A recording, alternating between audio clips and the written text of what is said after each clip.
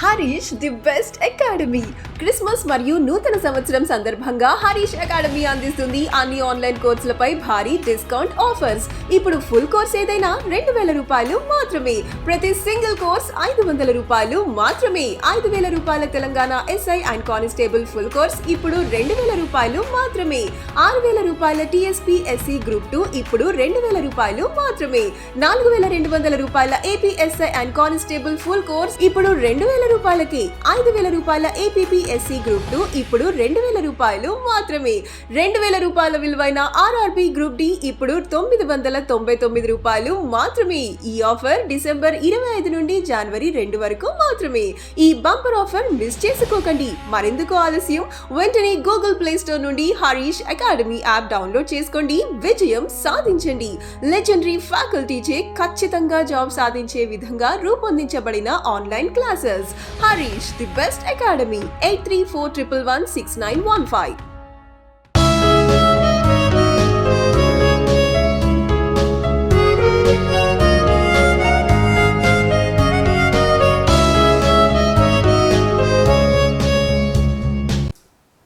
Hi friends, welcome to Harish academy. ఈరోజు వార్తలు నిలిచిన జాతీయ, అంతర్జాతీయ, రాష్ట్రీయ అంశాల గురించి, వార్తలు నిలిచిన వ్యక్తులు, అవార్డులు, పుస్తకాలు, మరి క్రీడా సంబంధిత సమాచారం, ఒక్కొక్క అంశాన్ని వివరంగా తెలుసుకుందాం. ఈరోజు ఫస్ట్ టాపిక్ వచ్చేసి తమిళనాడు రాష్ట్ర ప్రభుత్వం ఇటీవల ప్రారంభించిన ప్రత్యేక అవగాహన కార్యక్రమం స్పెషల్ క్యాంపెయిన్ వార్తలు నిలిచింది. ఈ అవగాహన కార్యక్రమం పేరు గుర్తుంచుకోండి, మీండుం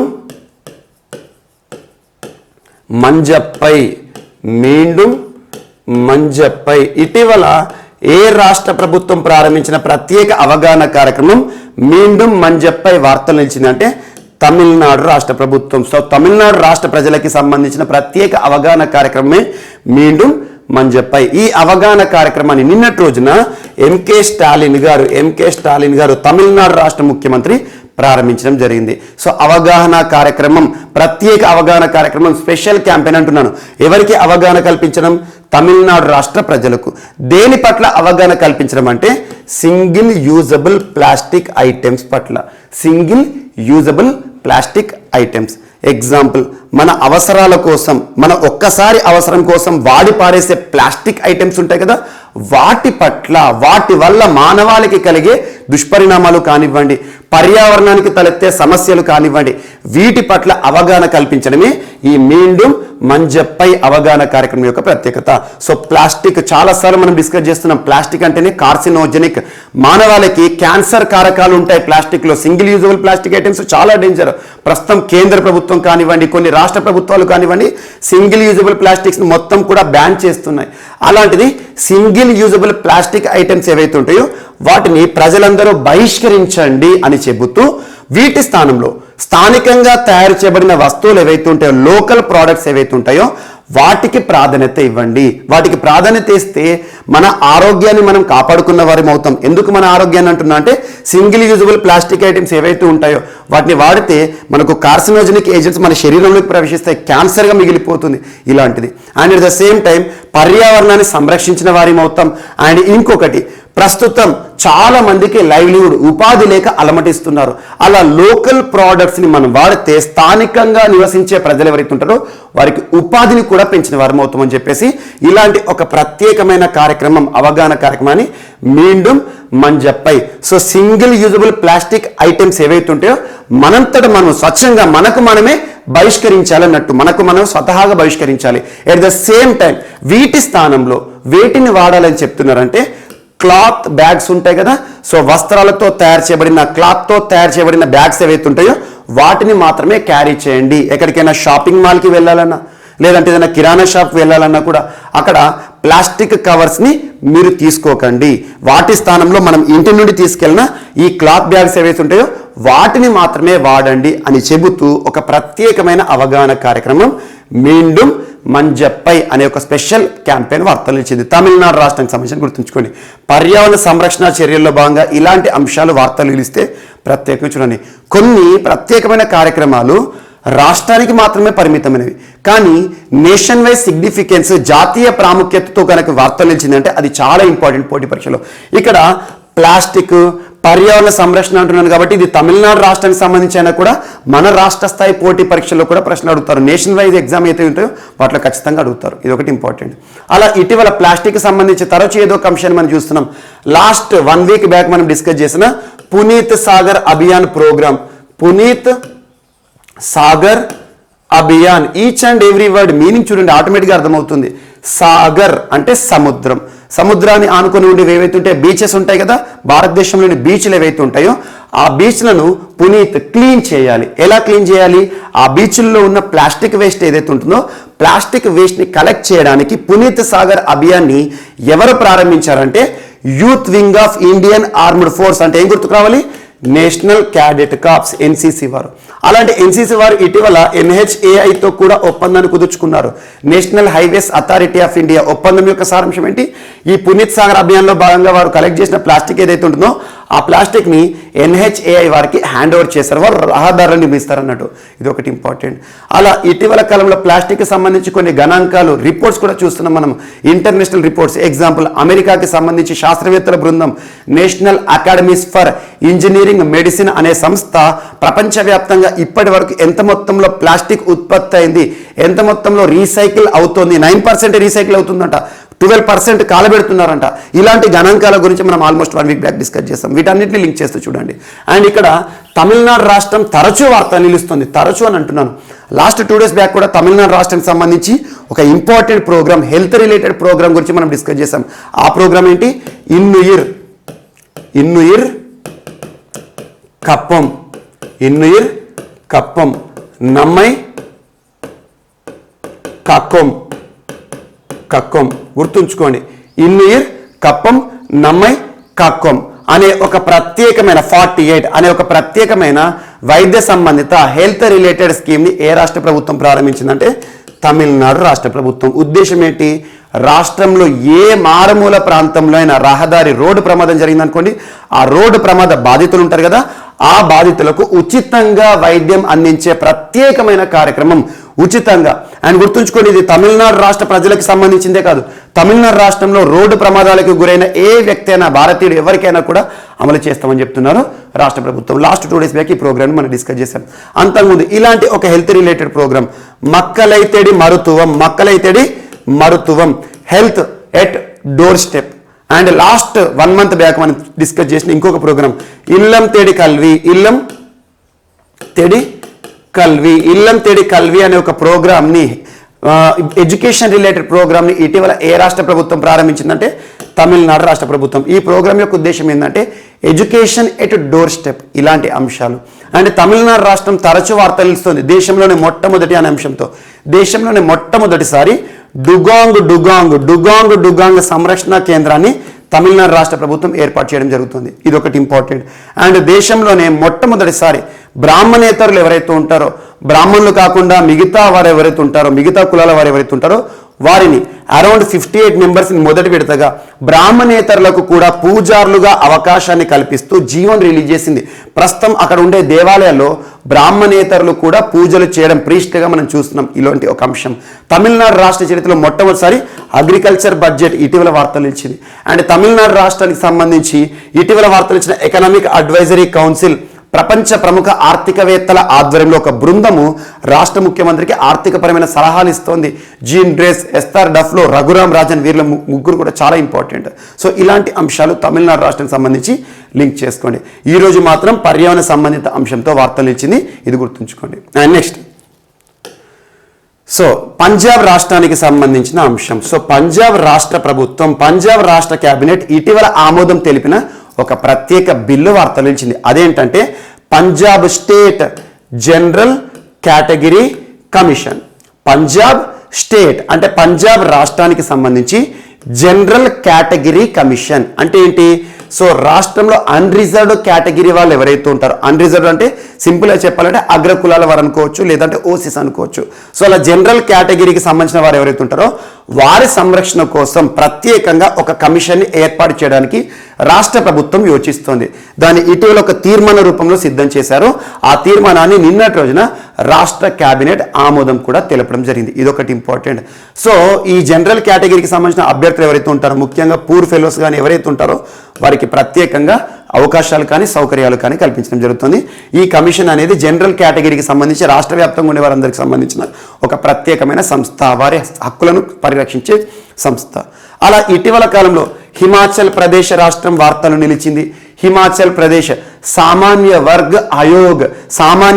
ఆయోగ్ అని చెప్పేసి జనరల్ కేటగిరీ కమిషన్ ప్రారంభిస్తూ వార్తలు ఇచ్చింది. మధ్యప్రదేశ్ రాష్ట్రం కూడా సేమ్ ఇదే టాపిక్తో వార్తలు ఇచ్చింది, జనరల్ కేటగిరీ కమిషన్. ఇటీవల కాలంలో జనరల్ కేటగిరీ కమిషన్ అనేది తరచూ వార్తలు ఇస్తుంది.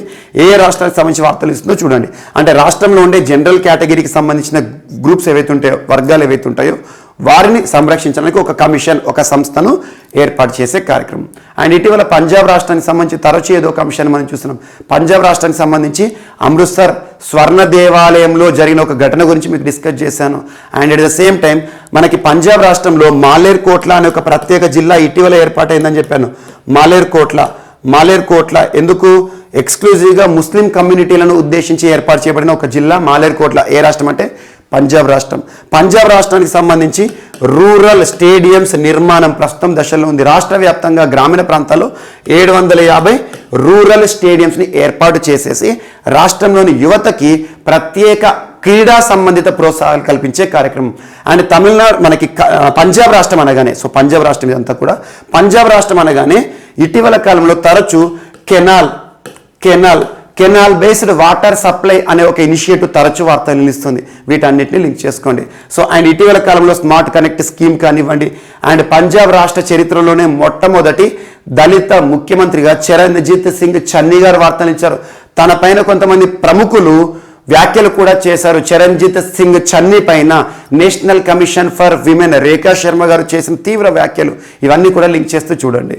అండ్ నెక్స్ట్ ఈరోజు మరొక అంశం జార్ఖండ్ రాష్ట్రానికి సంబంధించి. సో జార్ఖండ్ రాష్ట్ర ప్రభుత్వం రూపొందించిన ప్రత్యేక బిల్లు వార్తలు ఇచ్చింది. ఆ బిల్లు దేనికి సంబంధించి అంటే రాష్ట్రంలో mob violence and mob violence and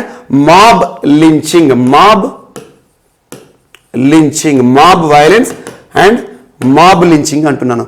mob lynching అంటే ఏం లేదు, ఎగ్జాంపుల్ మన క్షణికావేశంలో చాలా వరకు మనం చూస్తూ ఉంటాం. సమాజంలో ఏదైనా ఒక ఘటన జరిగినప్పుడు చాలామంది రోడ్డుపైకి వచ్చేసి బృందాలుగా ఏర్పడేసేసి ఎవరైతే ఆ పర్టిక్యులర్ ఇన్సిడెంట్కి కారణమవుతారో వారిని బహిరంగంగా చంపడం కానివ్వండి, బహిరంగంగా ఉరి తీయాలని చెప్పేసి ప్రకటనలు చేయడం కానివ్వండి, ఇలాంటి చూస్తాం.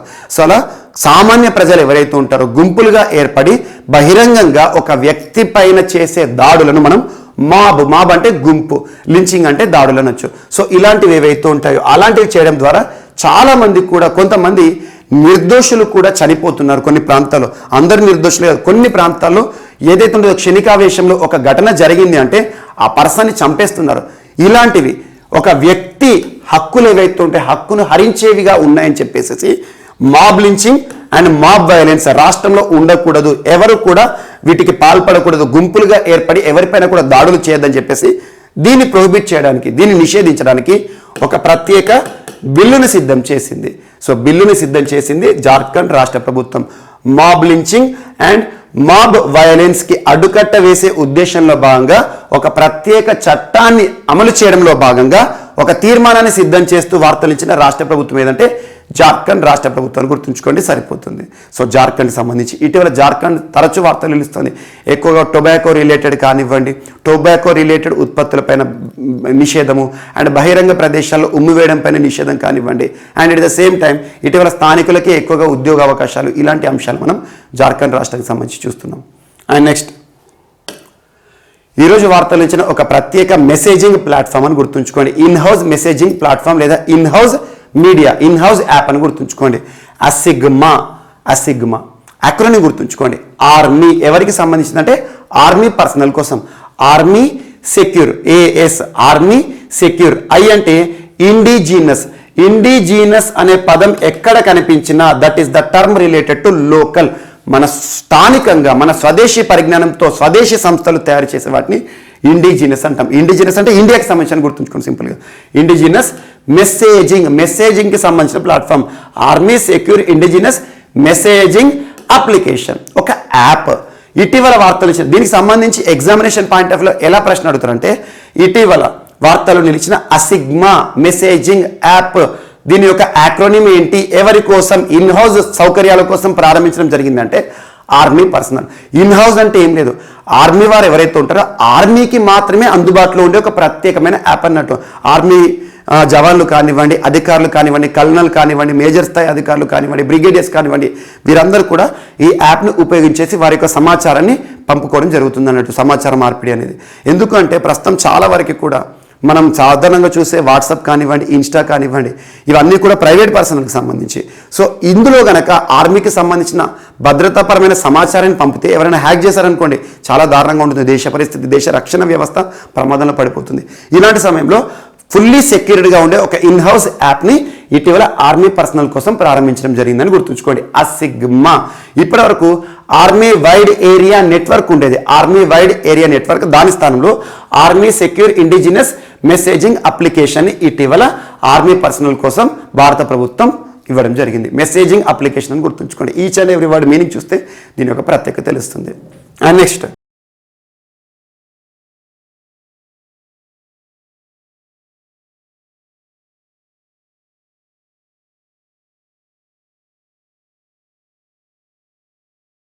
సో ఈరోజు మన నెక్స్ట్ టాపిక్ వచ్చేసి వార్తలు నిలిచిన అధునాతన ఆయుధ వ్యవస్థ, మోడర్న్ ఆర్టిలరీ గన్ వార్తలు నిలిచింది. దీని పేరు గుర్తుంచుకోండి, multi Tarain artillery gun. Multi Tarain artillery gun. ఇటీవల వార్తలు నిలిచిన మల్టీ టెరెన్ ఆర్టిలరీ గన్, ఈ ప్రత్యేకమైన ఆయుధ వ్యవస్థను ఏ సంస్థ తయారు చేసింది అంటే Bharat forge limited. Bharat forge limited సంస్థ. సో వార్తలు నిలిచిన ఒక ప్రత్యేక తయారీ, manufacturing centre Bharat forge limited ఎక్కడ ఉంది అంటే పూణే కేంద్రంగా పనిచేస్తున్న భారత్ ఫోర్జ్ లిమిటెడ్ ఈ సంస్థ వారు తయారు చేసిన అధునాతన ఆయుధ వ్యవస్థ, అధునాతన తుపాకీ వ్యవస్థ అని గుర్తుంచుకోండి.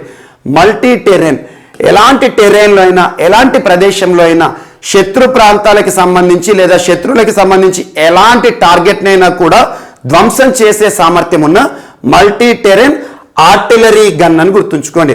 దాదాపు ఈ గన్ యొక్క బరువు కేవలం ఈ తుపాకీ ఏదైతే ఉంటుందో, దీనికి బిగించబడిన తుపాకీ గన్ యొక్క బరువు 18 టన్స్ ఉంటుంది. 18 టన్స్ వెయిట్ ఉండే ఒక గన్ ఏదైతే ఉంటుందో దానిని 4x4 వెహికల్ పైన మౌంట్ చేయడం జరుగుతుంది. సో వెహికల్ సాయంతో దీన్ని ఒక ప్రాంతం నుండి ఒక ప్రాంతానికి తీసుకెళ్లడం జరుగుతుంది.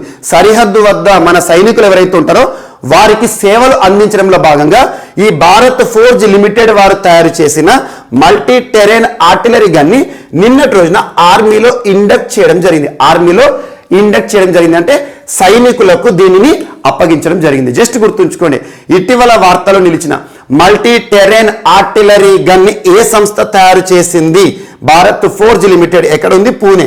దీని యొక్క ప్రత్యేకత ఏంటంటే శత్రువులకి సంబంధించి ఎలాంటి టార్గెట్నైనా, ఎలాంటి టెర్రెన్లోనైనా కూడా దీని యొక్క సేవలను మనం వినియోగించుకోవచ్చు. ధ్వంసం చేసే సామర్థ్యం ఉండే అధునాతనమైన ఆయుధ వ్యవస్థ మల్టీ టెరెన్ ఆర్టిలరీ గన్ అని గుర్తుంచుకోండి. ఆర్మీకి సంబంధించి మరొక అంశం.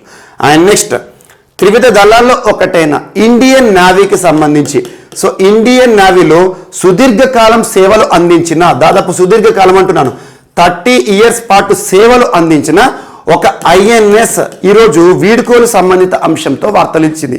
డికమిషన్ సంబంధిత అంశం, ఇండియన్ నేవీ నుండి డికమిషన్ చేయబడుతూ వార్తలు ఇచ్చిన ఐఎన్ఎస్ కుక్రీ అని గుర్తుంచుకోండి. ఐఎన్ఎస్ కుక్రీ. ఐఎన్ఎస్ అంటే ఏంటి? Indian naval ship. Indian naval ship అంటే భారతదేశానికి సంబంధించి నావీలో సేవలు అందిస్తున్న ఒక యుద్ధ నౌక. Indian naval ship Khukri, INS Khukri 1989 నుండి సేవలను ప్రారంభించడం జరిగింది. ఈ యుద్ధ నౌక ఏదైతే ఉంటుందో దాన్ని మన నేవీలో వాడడం జరుగుతుంది. అలాంటిది 1989 నుండి 2021 వరకు దాదాపు సుదీర్ఘకాలం 32 సంవత్సరాలు సేవలు అందించిన ఐఎన్ఎస్ కుక్రీకి నిన్నటి రోజున వీడ్కోలు పలికారు ఇండియన్ నేవీ అధికారులు. ఎక్కడ అంటే ఆంధ్రప్రదేశ్ రాష్ట్రంలోని విశాఖపట్నం పోర్టు వద్ద. విశాఖపట్నం అని గుర్తుంచుకోండి. సో విశాఖపట్నం దగ్గర వీడ్కోలు సంబంధిత అంశంతో వార్తలు ఇచ్చిన ఐఎన్ఎస్ కుక్రీ. ఇటీవల కాలంలో తరచూ ఏదో ఒక ఐఎన్ఎస్, ఏదో ఒక సబ్మెరైన్ వార్తలు ఇస్తుంది. వాటిపైన ప్రత్యేక శ్రద్ధ చూపండి. ఎగ్జాంపుల్, ఇటీవల ప్రాజెక్ట్ 15Bలో భాగంగా వార్తలు ఇచ్చిన ఐఎన్ఎస్ విశాఖపట్నం సైన్యంలో సేవలను ప్రారంభించడం జరిగింది. సైన్యంలో కమిషన్ చేయడం జరిగింది. అండ్ లాస్ట్ ఒక 4 days బ్యాక్ మనం December 19కి సంబంధించిన ఒక అంశాన్ని డిస్కస్ చేశాము. ప్రాజెక్ట్ 15Bలో భాగంగా ఐఎన్ఎస్ మర్మగావ్ ఇటీవల తయారవుతూ వార్తలు ఇచ్చింది. మజగావ్ డాక్యార్డ్ లిమిటెడ్ వారు తయారు చేసిన ఏవైతే వార్తలు ఇచ్చి చూడండి. అండ్ ఇటీవల కాలంలో OPV Sarthak offshore patrolling వెజిల్ OPV Sarthak కానివ్వండి, అండ్ రష్యా మన భారతదేశం కోసం తయారు చేసిన ఐఎన్ఎస్ తుషిల్ ఇలాంటి వాటిని లింక్ చేస్తూ చూడండి. సో ఇక్కడ ఐఎన్ఎస్ కుక్రీ. అండ్ ఇటీవల కాలంలో సైన్యంలో వీడుకోలు సంబంధిత అంశంతో సందాయక్ వార్తలు ఇచ్చింది. మరొకసారి అధునాతన ఐఎన్ఎస్ సందాయక్ని సైన్యంలో కమిషన్ కూడా చేయడం జరిగింది నావీలో. ఇలాంటి వాటి గుర్తుంచుకోండి. జస్ట్ ఈరోజు టాపిక్ మాత్రం ఐఎన్ఎస్ కుక్రీ సుదీర్ఘకాలం భారతదేశంలో సేవలు అందించిన ఒక ప్రత్యేకమైన కౌరట్టే షిప్ అని గుర్తుంచుకోండి. ఐఎన్ఎస్ షిప్ సైన్యం నుండి ఇండియన్ నేవీ నుండి డీకమిషన్ చేయబడుతూ వార్తలు నిలిచింది. And next olive Ridley turtles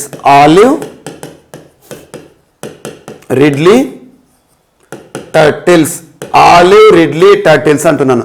so olive Ridley turtle అనగానే మనకు ఒకే ఒక ప్రాంతం గుర్తుకు రావాలి. భారతదేశంలో ఒడిషా రాష్ట్రం చాలా ఇంపార్టెంట్ వన్యప్రాణి సంరక్షణకు సంబంధించి. భారతదేశంలోనే కాదు ప్రపంచంలోనే ఏకైక నల్ల పులులు నివసించే సంరక్షణ కేంద్రం ఎక్కడ ఉందంటే ఒడిషా రాష్ట్రం సిమ్లిపాల్. భారతదేశంలో ఏకైక రాష్ట్రం 3 రకాల మొసళ్ళను మనం ఎక్కడ చూడొచ్చు అంటే ఒడిషా రాష్ట్రం. మనకు మగ్గర్స్ కానివ్వండి, గరియల్స్ కానివ్వండి, సాల్ట్ వాటర్ ఆర్ ఎస్చరైన్ క్రొకడైల్స్ ఏవైతే ఉంటాయో వాటిని మనం ఒడిషా రాష్ట్రంలో చూడడం జరుగుతుంది. ఇలాంటి వన్యప్రాణులకు సంబంధించి తరచూ ఒడిషా రాష్ట్రం వార్తలు ఇస్తుంది. అందులోనూ ఆలివ్ రిడ్లీ టర్టిల్స్ అని పోటీ పరీక్షలో ఒక ప్రశ్న అడిగారంటే బ్లైండ్గా ఫాలో అవ్వండి. ఆన్సర్ ఒడిషా రాష్ట్రం. ఒడిషా రాష్ట్రంలో గహిర్మాత అండ్ రిషికుల్యా బీచెస్ ఏవైతే ఉంటాయో ఈ ఆలివ్ రిడ్లీ టర్టిల్స్కి చాలా ఫేమస్ ప్లేసెస్ అంటారు. సో అలాంటి ఆలివ్ రిడ్లీ టర్టిల్ సంరక్షణ చర్యల్లో భాగంగా జువలాజికల్ సర్వే ఆఫ్ ఇండియా వారు నిన్నటి నుండి వీటికి సంబంధించి సెన్సస్ని ప్రారంభించడం జరిగింది. సెన్సస్ మరియు వీటికి సంబంధించి ప్రత్యేకమైన గుర్తింపులను ఇవ్వడం జరుగుతుంది. ప్రత్యేకమైన గుర్తింపులు అంటే ఒక్కొక్క ఆలివ్ రిడ్లీ టర్టిల్ ఏదైతే ఉంటుందో దానికి ప్రత్యేకమైన ఒక నంబరింగ్ కానివ్వండి, ప్రత్యేకమైన ఒక ఐరన్తో కూడిన ఒక వస్తువుని బిగిస్తారన్నట్టు. అంటే వాటి యొక్క సెన్సస్ ప్రక్రియలో భాగంగా జస్ట్ గుర్తుంచుకోండి. ఆలివ్ రిడ్లీ టర్టిల్ సంరక్షణ చర్యలో భాగంగా జువలాజికల్ సర్వే ఆఫ్ ఇండియా వారు ఇటీవల వీటికి సంబంధించిన సెన్సస్ ప్రక్రియని ప్రారంభించడం జరిగింది. సెన్సస్ ప్రక్రియ అనే కంటే కూడా వీటి యొక్క సంరక్షణ, వీటి యొక్క మూవ్మెంట్ని ఐడెంటిఫై చేయడానికి వీటికి ప్రత్యేక ఐడెంటిఫికేషన్ మార్క్స్ని ఇచ్చే ప్రక్రియను నిన్నటి నుండి ప్రారంభించడం జరిగింది. ఎందుకంటే ఆలివ్ రిడ్లీ టర్టిల్స్ ఇంత పెద్ద మొత్తంలో ఉంటాయి కాబట్టి వాటి యొక్క సెన్సస్ అనేది మనకి ఇంపార్టెంట్ కాదు. కాకపోతే వీటి యొక్క మూవ్మెంట్ ఎక్కడి నుండి ఎక్కడికి ఉంటుంది, మాస్ నెస్టింగ్ సైట్స్ ఎక్కడెక్కడ ఉన్నాయి, ఒక ఐడెంటిఫైడ్ టర్టిల్ ఏదైతే ఉంటుందో ఆ ఐడెంటిఫైడ్ టర్టిల్ని మరొక ప్రాంతంలో చూసినప్పుడు ఏ విధంగా గుర్తించవచ్చు అని చెప్పేసి వీటికి ప్రత్యేకమైన ముద్రణలను ఇచ్చే కార్యక్రమం జువలాజికల్ సర్వే ఆఫ్ ఇండియా వారు నిన్నటి రోజున ప్రారంభించడం జరిగింది. అండ్ నెక్స్ట్ ఈరోజు మరొక అంశం. సో ప్రపంచంలోనే మొట్టమొదటి COVID-19 టాబ్లెట్లుగా లాస్ట్ టైం మనం మాల్నుపిరావిర్ గురించి డిస్కస్ చేసాం. మాల్నుపిరావిర్ గుర్తుంచుకోండి. ఇటీవల కాలంలో వార్తలు ఇచ్చిన కొన్ని ప్రత్యేకమైన మెడిసిన్స్ టాబ్లెట్స్. మాల్నుపిరావిర్ అనగానే ఏ సంస్థ గుర్తుకు రావాలి? మెర్క్ అండ్ రెజ్బ్యాక్ సంస్థ బ్రిటన్కి సంబంధించి ఆమోదం తెలుపబడిన మొట్టమొదటి COVID-19 టాబ్లెట్స్. అలా అమెరికా అప్రూవ్ చేసిన మొట్టమొదటి COVID-19 టాబ్లెట్స్ ఈరోజు వార్తలు ఇచ్చాయి. సో ఫైజర్ సంస్థ తయారు చేసిన, అమెరికా ఆధారిత ఫైజర్ సంస్థ తయారు చేసిన ఆ టాబ్లెట్ పేరేంటంటే ప్యాక్స్లోవిడ్ టాబ్లెట్స్ ఇటీవల వార్తలు నిలిచాయి. దేనికి సంబంధించి అంటే COVID-19కి సంబంధించి. సో COVID-19 సో ప్రస్తుతం ప్రపంచాన్ని పట్టిపిడుస్తున్న మహమ్మారి ఏదైతే ఉంటుందో కరోనాకి సంబంధించి విరుగుడుగా పనిచేసే టాబ్లెట్స్, ప్యాక్స్లోవిడ్ టాబ్లెట్స్. దీని యొక్క ప్రత్యేకత ఏంటంటే హోమ్ ఐసోలేషన్లో ఉండి ఇంట్లో ట్రీట్మెంట్ చేసుకుంటున్న వారు ఎవరైతే ఉంటారో వారిపైన అద్భుతంగా 88% రికవరీ సాధించవచ్చు ఈ టాబ్లెట్స్ వేసుకుంటే. అలాంటి ఈ ఫైజర్ కంపెనీ తయారు చేసిన ప్యాక్స్లోవిడ్ ఈ టాబ్లెట్స్ని USFDA ఆమోదించడం జరిగింది. యుఎస్ఎఫ్డిఏ నిన్నటి క్లాస్లో కూడా మనం డిస్కస్ చేసాము. సో ప్రపంచంలోనే మొట్టమొదటిసారి ప్రొఫైలాక్టిక్ ఇంజెక్షన్ హెచ్ఐవికి సంబంధించి ఒక ఇంజెక్షన్ అప్రేట్యూడ్ని కూడా ఆమోదించింది అని చెప్పాను. అప్రేట్యూడ్ ఏమో హెచ్ఐవికి సంబంధించి ప్రొఫైలాక్టిక్ ఇంజెక్షన్. ఇక్కడేమో ప్యాక్స్లోవిడ్ అనేది COVID-19కి సంబంధించిన టాబ్లెట్. అంతకుముందు మాల్నుపిరావిర్ ఏమో ప్రపంచంలోని మొట్టమొదటి COVID-19 ఎక్స్క్లూజివ్ టాబ్లెట్స్ బ్రిటన్కి సంబంధించి మెర్క్ అండ్ రెజ్బ్యాక్. వీటి మధ్యలో కన్ఫ్యూజ్ అవ్వకండి. అలా ఇటీవల కాలంలో వార్తలు నిలిచిన ఏ ఒక్క మెడిసిన్ రిలేటెడ్ అంశం కానివ్వండి. అండ్ ఇటీవల కాలంలో సాట్రోవిమాబ్ కూడా వార్తలు నిలిచింది. సాట్రోవిమాబ్ అనేది బ్రిటన్కి సంబంధించి గ్లాక్సోస్మిత్క్లైన్ అనే ఒక సంస్థ తయారు చేస్తుంది. గ్లాక్సోస్మిత్క్లైన్ తయారు చేసిన సాట్రోవిమాబ్ ఏదైతే ఉంటుందో మెడికేషన్ అనేది ప్రస్తుతం ఉన్న new variant of corona virus Omicron పైన అద్భుతంగా ప్రయోగించవచ్చు అని చెప్పేసి ప్రత్యేకంగా వార్తలు నిలిచింది.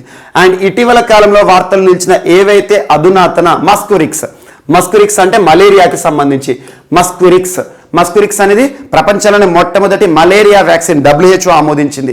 ఇలాంటివి లింక్ చేసుకోండి. ప్రపంచంలోని మొట్టమొదటి జంతువులపైన కూడా పనిచేసే COVID-19 వ్యాక్సిన్ తయారు చేస్తూ వార్తలు ఇచ్చిన రష్యాకి సంబంధించిన సంస్థ రసెల్ కాజ్నెట్జోర్ వారు తయారు చేసిన వ్యాక్సిన్ పేరేంటి? కార్నివాక్ కోవ్. ఇలాంటివి వార్తల్లో మొట్టమొదటి అంశంతో వార్తలు ఇస్తే ప్రత్యేకంగా చూడండి. సో పాక్స్లోవిడ్ అనగానే ఫైజర్ ఎవరు అప్రూవ్ చేశారు? US FDA.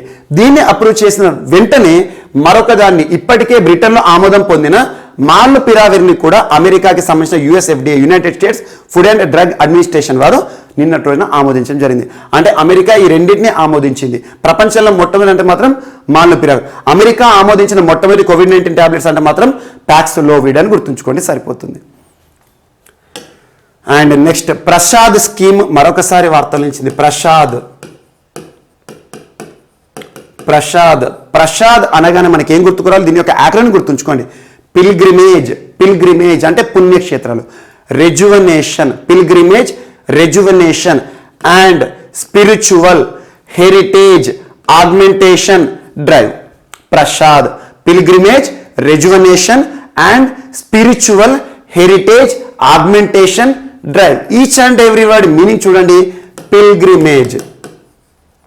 పిల్గ్రిమేజ్ అంటే పుణ్యక్షేత్రాలు అండ్ రెజ్యువనేషన్ రెజ్యువనేషన్ అంటే పుణ్యక్షేత్రాలను అద్భుతంగా సుందరంగా తీర్చిదిద్దడానికి, మరియు స్పిరిచువల్ అండ్ హెరిటేజ్ మన భారతదేశంలో ఆధ్యాత్మికము మరియు మన వారసత్వానికి సంబంధించిన చిహ్నాలు ఏవైతే ఉంటాయో వాటిని అందంగా పర్యాటక ప్రదేశాలుగా తీర్చిదిద్దే ఒక రెనోవేట్ చేసే కార్యక్రమమే ప్రసాద్ ప్రోగ్రామ్. ఈ ప్రోగ్రామ్ని 2014-2015 ఆర్థిక సంవత్సరంలో ministry of tourism and culture పరిధిలో ప్రారంభించడం జరిగింది. 2014-15 సంబంధించి ఇటీవల తరచూ వార్తలు నిలుస్తుంది. ప్రసాద్ ప్రోగ్రామ్ అనగానే మనకు టెంపుల్ రిలేటెడ్ డెవలప్మెంట్ ప్రోగ్రామ్ అని గుర్తుంచుకోండి. ఇటీవల ఉత్తరాఖండ్ రాష్ట్రంలోని నారాయణకోటి దేవాలయం గురించి తరచూ మనం డిస్కస్ చేసాం ఇలాంటివి. అండ్ అరుణాచల్ ప్రదేశ్ రాష్ట్రంలో పరశురామ్ ఖండ్ పాత పురాతన ప్రదేశం అని చెప్పాను, అలాంటివి రెజ్యునేషన్ చేయడంలో. ఇక్కడ ఈ ప్రోగ్రామ్ ఎందుకు డిస్కస్ చేస్తున్నానంటే నిన్నటి రోజున మన ఆంధ్రప్రదేశ్ రాష్ట్రంలో అన్నవరము మరియు సింహాచలం. అన్నవరం అంటే తూర్పుగోదావరి జిల్లా, సింహాచలం అంటే మనకు వైజాగ్ విశాఖపట్నం జిల్లా. ఈ రెండు కూడా చాలా ప్రసిద్ధ పుణ్యక్షేత్రాలు. అన్నవరం దేవాలయం మరియు సింహాచలం దేవాలయాన్ని ప్రసాద్ ప్రోగ్రాంలో భాగంగా అభివృద్ధి చేయడము, పర్యాటక రంగంలో మరింత అద్భుతంగా తీర్చిదిద్దడంలో భాగంగా ministry of culture and heritage వారు ఈ రెండు ప్రాంతాలు గుర్తిస్తున్నట్టుగా ఒక అధికారిక ప్రకటన చేశారు. అంటే ప్రసాద్ ప్రోగ్రాంలో ఈ రెండు టెంపుల్స్ చేరడం జరిగింది. భారత ప్రభుత్వం దీన్ని ఏం చేస్తారంటే ఈ టెంపుల్స్కి ఫండ్స్ అలొకేట్ చేసేసి అక్కడ మొత్తం పర్యాటక రంగాన్ని అభివృద్ధి చేస్తారు. టెంపుల్ మొత్తానికి కూడా హిస్టారికల్ ఇన్ఫ్లుయెన్స్ ఉంది కాబట్టి వీటి ప్రత్యేకంగా అందంగా సుందరమైన ప్రదేశాలుగా తీర్చిదిద్దుతారు. ఇది ఒకటి గుర్తుంచుకోండి. So pilgrim rejuvenation and spiritual heritage augmentation drive, pilgrimage. And ఇటీవల కాలంలో దేవాలయాలకు సంబంధించి తరచూ ఏదో ఒక అంశాన్ని మనం చూస్తున్నాం. ఎగ్జాంపుల్ దేకో అప్నా దేశ్ కానివ్వండి, మిషన్ మర్యాద అన్నిటికంటే ఇంపార్టెంట్. మిషన్ మర్యాద అనేది ఉత్తరాఖండ్ రాష్ట్ర ప్రభుత్వం, రాష్ట్ర పోలీసులు ప్రారంభించారు.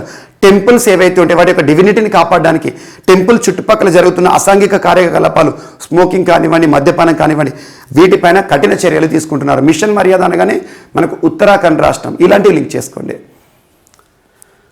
అండ్ నెక్స్ట్ ఇండియా మయన్మార్కి సంబంధించి ఒక అంశం ఈరోజు వార్తలు వచ్చింది. ఇండియా మయన్మార్ సరిహద్దు పంచుకుంటున్న దేశాలు. ఈ ఇండియా మయన్మార్కి సంబంధించి ప్రత్యేకత ఏంటంటే నిన్నటి రోజున almost 10 lakh doses of COVID-19 వ్యాక్సిన్ని భారతదేశం మయన్మార్కి పంపించడానికి ఒప్పుకోవడం జరిగింది.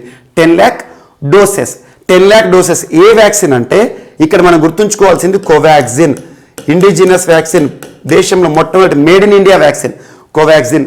భారత్ బయోటెక్ వారు తయారు చేసిన వ్యాక్సిన్. భారత్ బయోటెక్ వారు ICMR Indian council of medical research, national institution of virology వారు కలిసి సంయుక్తంగా తయారు చేశారు. ఈ కోవాక్సిన్ని 10 lakh డోసెస్ని మయన్మార్కి పంపించడం జరిగింది. ఇలా పంపించడం, వ్యాక్సిన్ ఎగుమతి చేయడం, వ్యాక్సిన్ వివిధ దేశాలకు పంపడం అనేది మనకు కొత్త అంశం కాదు. వ్యాక్సిన్ మైత్రి ప్రోగ్రామ్ని భారత ప్రభుత్వం ఇప్పటికే ప్రారంభించింది. చిన్న చిన్న దేశాలు ఏవైతే ఉంటాయో, డెవలప్ కంట్రీస్ కానివ్వండి, ఎవరైతే సొంతగా వ్యాక్సిన్ తయారు చేసుకునే స్టేజ్లో కానీ వ్యాక్సిన్ కొనుక్కునే స్టేజ్లో కానీ లేవరో వారికి ప్రత్యేకంగా వ్యాక్సిన్ పంపిస్తుంది భారత ప్రభుత్వం. అందులో భాగంగా అనుకోండి, సో భారత ప్రభుత్వం 10 lakh డోసెస్ ఆఫ్ కోవాక్సిన్ని ఇటీవల మయన్మార్కి పంపడం జరుగుతుంది. అండ్ ఇంకొకటి దాదాపు 10,000 టన్స్ ఆఫ్ సెరల్స్ లేదంటే మనకు wheat and at the same time మనకు ధాన్యాలు ఏవైతే ఉంటాయో 10,000 టన్స్ ఆఫ్ ధాన్యాన్ని మయన్మార్కి ఎగుమతి చేయబోతున్నట్టుగా ఒక ప్రత్యేకమైన అంశాన్ని డిక్లేర్ చేశారు. ఇక్కడ ఇండియా మయన్మార్ సంబంధించి ఈరోజు వార్తలు ఇచ్చింది ఏంటంటే కోవాక్సిన్ ఒకటి 10,000 టన్స్ ఆఫ్ ధాన్యం అని గుర్తుంచుకోండి. మనకి ఏవైతే ఉంటాయో గ్రెయిన్స్ ఉంటాయి కదా, గ్రెయిన్స్ని ఎగుమతి చేయడం జరుగుతుంది. ఇది ఒకటి ఇంపార్టెంట్. సో ఈ రెండు దేశాల మధ్య డిప్లొమసీ సంబంధించి ఒక అంశం వార్తలు ఇచ్చింది. And at the same time ఇటీవల మయన్మార్ తరచు వార్తలు ఇస్తాయి. మయన్మార్కి సంబంధించి రోహింగ్యాస్ ఇంపార్టెంట్. యాక్చువల్గా మయన్మార్లో జరుగుతున్న ఇష్యూ ఏంటంటే, మయన్మార్ అంటేనే బుద్ధిస్ట్ ఎక్కువగా ఉంటారు, మెజారిటీ బుద్ధిజం. అందులో ఎథనిక్ ముస్లిం కమ్యూనిటీ రోహింగ్యాల పైన వారి హక్కుల పరిరక్షణ లేదు అని చెప్పేసి వారిని చాలా ప్రాంతాలు ఊచకోత కోస్తున్నారని చెప్పేసి వారు ప్రపంచ దేశాల్లో ఎక్కువగా వలసలు వెళ్తున్నారు. వలసలు కూడా కాదు, శరణార్థులుగా మారుతున్నారు. రెఫ్యూజీస్, మైగ్రెంట్స్ వేరు, శరణార్థులు వేరు. అందులో భాగంగా ఇటీవల కాలంలో రోహింగ్యాకి సంబంధించి చాలా ప్రాంతాలు కూడా వార్తలు ఇస్తున్నాయి. బంగ్లాదేశ్కి సంబంధించి కాక్స్ బజార్ ఐలాండ్, బాషంచార్ ఐలాండ్, ఇలాంటి అంశాలు.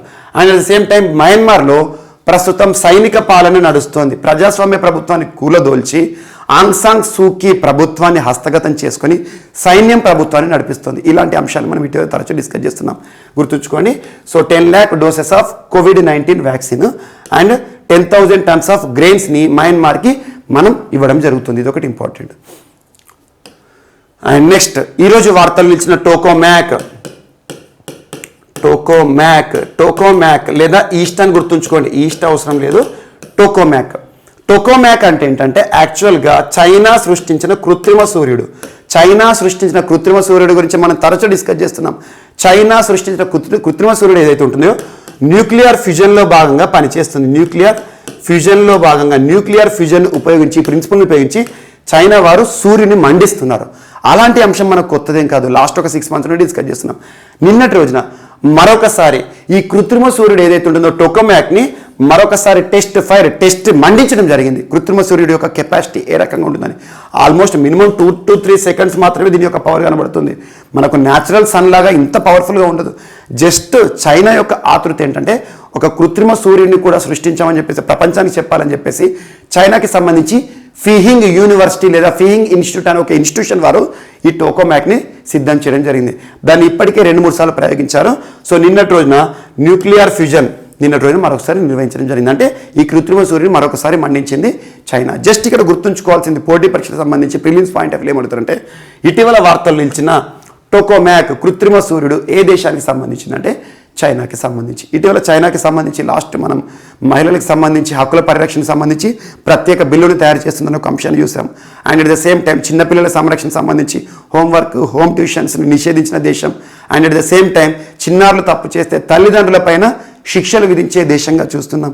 అండ్ 3 kid పాలసీని చూసాం. అండ్ ఇటీవల చైనాకి సంబంధించి ప్రపంచంలో 2వ అతిపెద్ద హైడ్రో ఎలక్ట్రిసిటీ ప్రాజెక్ట్ మనకు బైహెతాన్ కానివ్వండి, చైనాకి సంబంధించి NEO-01 రోబో శాటిలైట్, చైనాకి సంబంధించి షిజియాన్ 21 అంతరిక్ష చెత్త స్పేస్ జంక్ని నిర్వహించడంలో భాగంగా మనం చేసిన ప్రయోగం కానివ్వండి, ఇలాంటి అంశాలు లింక్ చేసుకోండి. ప్రపంచంలో మొట్టమొదటి దేశం సింథటిక్ కెనాబినాయిడ్స్ని రద్దు చేసిన దేశం, నిషేధించిన దేశం. అండ్ ప్రపంచంలో 40వ దేశం మలేరియా రహిత దేశంగా వార్తలు ఇచ్చింది. వీటన్నిటినీ చైనాకి సంబంధించి లింక్ చేస్తూ చూడండి. అండ్ నెక్స్ట్ ఈరోజు వార్తలు ఇచ్చిన హర్జిందర్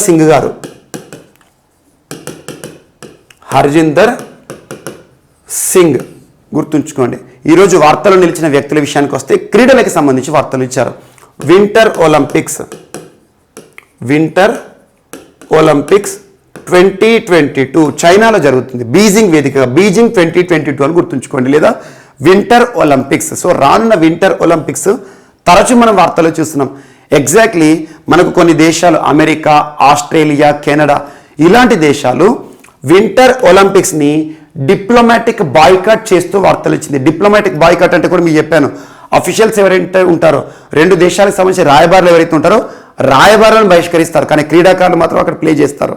ఇక్కడ హర్జిందర్ సింగ్ గారు ఏంటంటే భారత్ తరపున ఈ వింటర్ ఒలింపిక్స్లో పాల్గొనే జట్టు ఉంటుంది, మన యొక్క ఇండియన్ కాంటింజెంట్ ఉంటుంది, వారికి చెఫ్ డే మిషన్ అంటే ఇండియన్ కాంటింజెంట్, మన భారతీయ క్రీడాకారులు చైనాకి వెళ్తారు కదా, ఆ క్రీడాకారుల బృందానికి హెడ్ అన్నట్టు హర్జిందర్ సింగ్ గారిని ఇండియన్ ఒలింపిక్ కమిటీ నిన్నటి రోజున నిర్ణయించడం జరిగింది. అఫీషియల్గా లాస్ట్ 1 వీక్ నుండి తన పేరు వినిపిస్తుంది. సో నిన్నటి రోజున అఫీషియల్గా తనని డిక్లేర్ చేయడం జరిగింది. ఇండియన్ ఒలింపిక్ కమిటీ అంటే భారతదేశానికి సంబంధించి ఒలింపిక్ని నిర్వహించే లేదా ఒలింపిక్కి సంబంధించిన చర్యలు తీసుకునే సంస్థ. వారు ఏం చెప్పారంటే ప్రస్తుతం మనకి హర్జిందర్ సింగ్ ఎవరైతే ఉంటారో మాజీ అథ్లెట్, తన ఆధ్వర్యంలో మన అథ్లెట్లు పాల్గొంటారు. అంటే యాక్చువల్గా ఇతన్ని మనం డిప్లొమాట్ అని చెప్పుకోవచ్చు. ఎలా డిప్లొమాట్ అంటే క్రీడలకు సంబంధించి ఈ కాంటింజెంట్ ఇండియన్ కాంటింజెంట్ మొత్తాన్ని కూడా నిర్వహిస్తారు. తను వాళ్ళకి హెడ్ అన్నట్టు. Chef de mission winter Olympics Beijing Olympics 2022కి సంబంధించి భారతదేశం నుండి చెఫ్ డే మిషన్గా నియమితులై వార్తలు ఇచ్చిన పర్సన్ ఎవరంటే హర్జిందర్ సింగ్ అని గుర్తుంచుకోండి, సరిపోతుంది. ఇక డిప్లొమాటిక్ బాయ్కాట్ అంటే ఏంటంటే ఎగ్జాంపుల్, ఇటీవల చైనా బీజింగ్ 2022 డిప్లొమాటిక్ బాయ్కాట్ చేసింది అమెరికా చైనాపై సంబంధించి. సో అమెరికా ఏం చేస్తుందంటే క్రీడాకారులను పంపిస్తారు, కానీ రెండు దేశాలకు సంబంధించిన రాయబారులు ఉంటారు కదా, అఫీషియల్స్ ఉంటారు కదా, గవర్నమెంట్ అఫీషియల్స్, వారు ఈ క్రీడలో అసలు ఎలాంటి పాత్ర ఉండదు. అటెండెన్స్ కానివ్వండి, క్రీడ పట్టించుకోవడం కానివ్వండి ఉండదు. డిప్లొమాటిక్ బాయ్కాట్ అంటే అధికారులు దూరంగా ఉంటారు అన్నట్టు, ఇది ఒకటి important. And next Anahat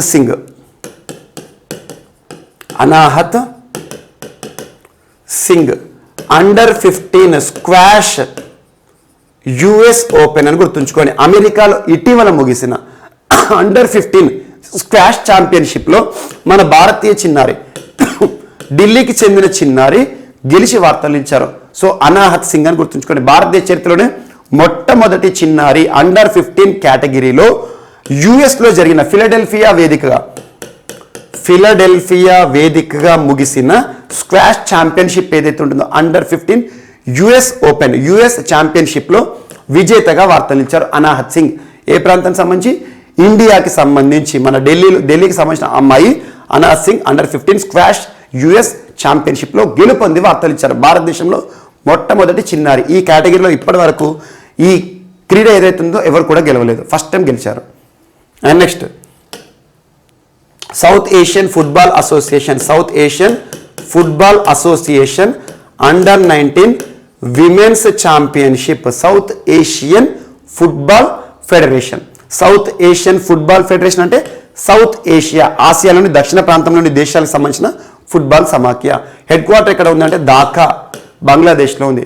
south Asian Football federation ఆధ్వర్యంలో ఇటీవల అండర్ 19 విమెన్స్ ఛాంపియన్షిప్ ఢాకాలో ఫైనల్ ముగిసింది. ఢాకా ఫైనల్ ఎవరెవరికి మధ్య అంటే Bangladesh versus India.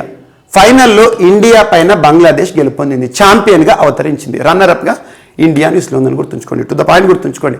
South Asian Football Federation Dhaka ఎక్కడ నిర్వహించారు ఈ ఈవెంట్? ఏ కేటగిరీ? Under 19 women's category. విజేత బంగ్లాదేశ్, ఎవరిపైన? ఇండియా. అండ్ నెక్స్ట్ ఆస్కార్ 2022కి సంబంధించి ఆస్కార్ 2022 చలనచిత్ర రంగంలో ప్రపంచంలోనే అత్యున్నత పురస్కారం అంటే ఆస్కార్.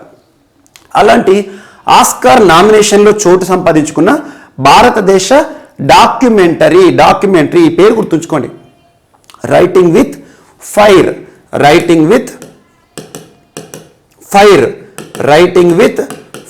రైటింగ్ అంటే రచనకి సంబంధించింది. ఇక్కడ ప్రత్యేకత ఏంటంటే బుందేల్ఖండ్ ప్రాంతం ఇటీవల తరచు వార్తలు నిలుస్తుంది.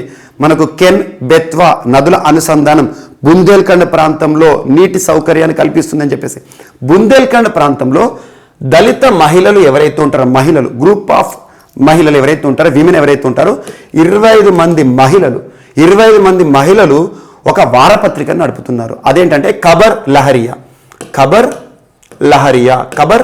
లహరియా వారపత్రిక.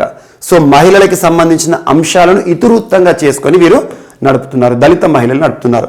అలాంటి మహిళల ఆధ్వర్యంలో నడుస్తున్న ఖబర్ లహరియా సమాజంలో ఎలాంటి అంశాలను ఇతివృత్తంగా చేసుకొని వారు వారి యొక్క వీక్లీ ప్రచురిస్తున్నారు, వారపత్రికను తీసుకొస్తున్నారు, వారికి సంబంధించిన అంశాలను ఇతివృత్తంగా తీసుకొని ఒక సినిమా తీయడం జరిగింది. ఆ సినిమా మన భారతీయ డాక్యుమెంటరీ అనుకో, డాక్యుమెంటరీ అంటే రియల్ ఈవెంట్స్ ఆధారంగా తీస్తారు. ఆ డాక్యుమెంటరీ రైటింగ్ విత్ ఫైర్. ఈ డాక్యుమెంటరీని ఎవరు నిర్మించారంటే రింటూ థామస్ గారు నిర్మించడం జరిగింది. ఈ డాక్యుమెంటరీ ఏదైతే ఉంటుందో ఆస్కార్ 2022లో అఫీషియల్గా ఇండియా నుండి, మన భారతదేశం నుండి నామినీలో చోటు సంపాదించుకుని, నామినేషన్స్లో. అంటే ఒకవేళ అంతా బాగా ఉండేసేసి ఆస్కార్ సెలక్షన్ కమిటీ కనుక ఈ మూవీని ఓకే చేసింది అనుకోండి, ఆటోమేటిక్గా మన భారతీయ సినిమా డాక్యుమెంటరీకి ఒక పురస్కారం, ఆస్కార్ అవార్డు కూడా వచ్చే అవకాశం ఉంటుంది.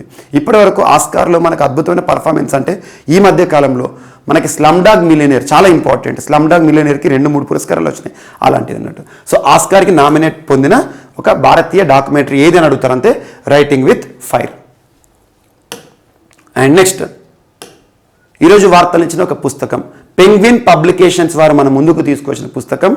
ఒకప్పటి నటుడు, యాక్చువల్లీ ఇప్పుడు కూడా నటుడే, కొంత అవకాశాలు తగ్గాయి, బాలీవుడ్ నటుడు తుషార్ కపూర్ గారు రచించిన తనకి సంబంధించిన పర్సనల్ ఎక్స్పీరియన్స్ రిలేటెడ్ పుస్తకం. ఆ పుస్తకం పేరు ఏంటంటే బ్యాచులర్